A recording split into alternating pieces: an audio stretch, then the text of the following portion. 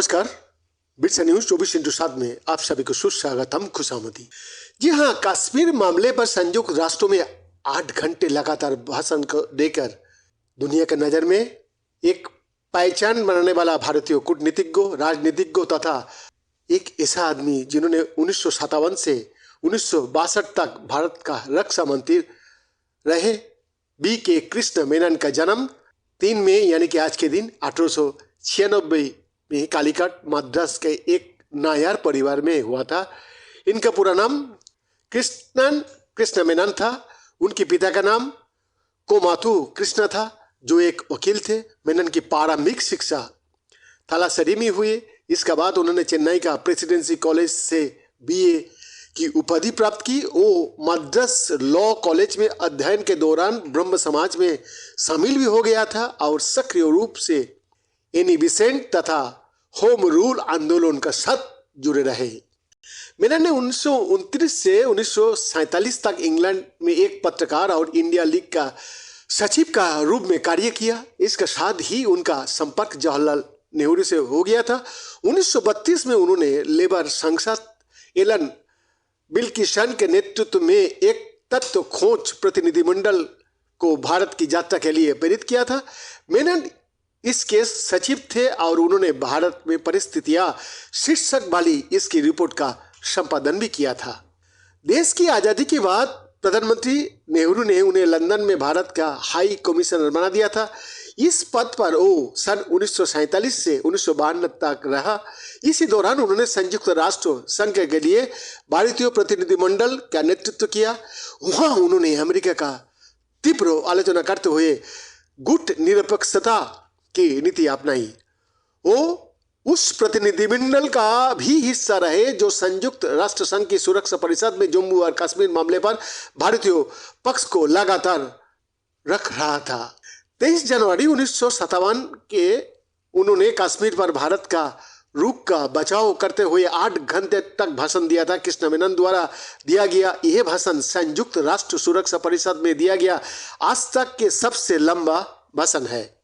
14 मई 1948 को इजराइल देश का गठन किया गया, जिसे एवं उसी का अगले दिन अमेरिका ने और 17 मई को सोवियत यूनियन ने भी अपनी मान्यता दे दी। कुछ दिन बाद 20 मई को जब प्रधानमंत्री जवाहरलाल नेहरू शिमला का पास मशवरा में छुट्टियां बिताने के व्यस्त थे, तब उनके पास भी इजराइल को मान्यता देने की आधिकारिक प्रस्ताव आया, मगर उन्होंने इस पर कोई स्टैंड नहीं लिया था।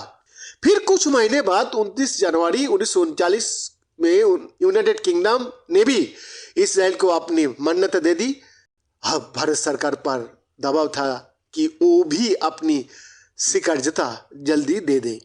हालांकि प्रधानमंत्री ने मुस्लिम देशों को समर्थन देने की नीति को जारी रखा और 1 फरवरी को ब्रिटिश सरकार को पत्र लिखकर बताया कि वो अभी इजराइल को मान्यता नहीं दे रहा है।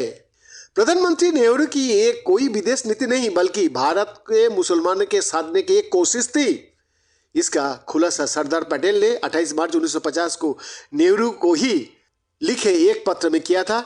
उनका स्पष्ट मानना था कि भारतीय मुसलमानों के कारण ही इजराइल को मान्यता देने में देरी की गई, जबकि कुछ मुस्लिम देशों ने भी उसे मान्यता दे दी थी। यही नहीं, खुद प्रधानमंत्री 5 फरवरी 1949 को B.K. कृष्ण मेनन को लिखे एक पत्र में यही बात दोहरा चुके थे।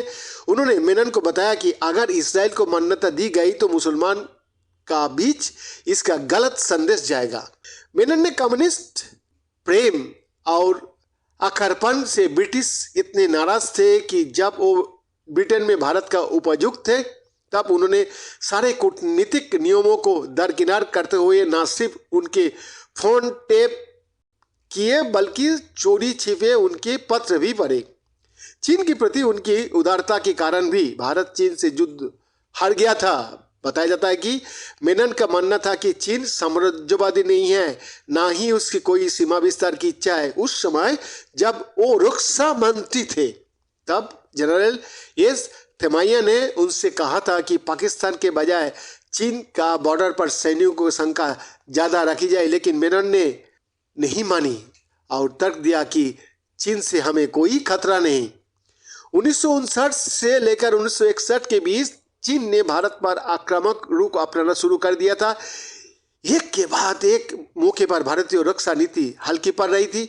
ऐसे में प्रधानमंत्री जवाहरलाल नेहरू सहित उनके करीबी और खास समझ जाने वाले रक्षा मंत्री बी के कृष्ण मेनन की भूमिका पर भी सवाल उठने लगे। उस दौरान अधिकतर विपक्षी नेताओं और उच्च सेना अधिकारियों का मानना था कि इस विवाद के पीछे मेनन की भूमिका संदिग्ध है, इसलिए उन्हें मंत्री पद से हट जाना चाहिए। इस क्रम में सबसे बड़ा कदम जनरल थिमैया ने उठाया और उन्होंने 31 मई 1959 के मेनन के विरोध में प्रधानमंत्री नेहरू को अपना इस्तीफा सौंप दिया। हालांकि प्रधानमंत्री नेहरू ने उनकी इस्तीफा को स्वीकार नहीं किया, लेकिन मेनन को भी नहीं हटाया उन्होंने। भारतवर्ष का अगर हम लोग इतिहास को बारीकी से देखें, क्या क्या नहीं हुआ है हम लोगों के साथ। मरता कौन है? 80% रोज जो कमाता है रोज खाता है। काल भी वही हाल था, आज भी है, आने वाले दिन में क्या होगा, यही सोच में आज का प्रतिवेदन खत्म कर रहा हूँ। विरसा न्यूज़ 24 इंटू 7 की तरफ से बैद्यनाथ दास।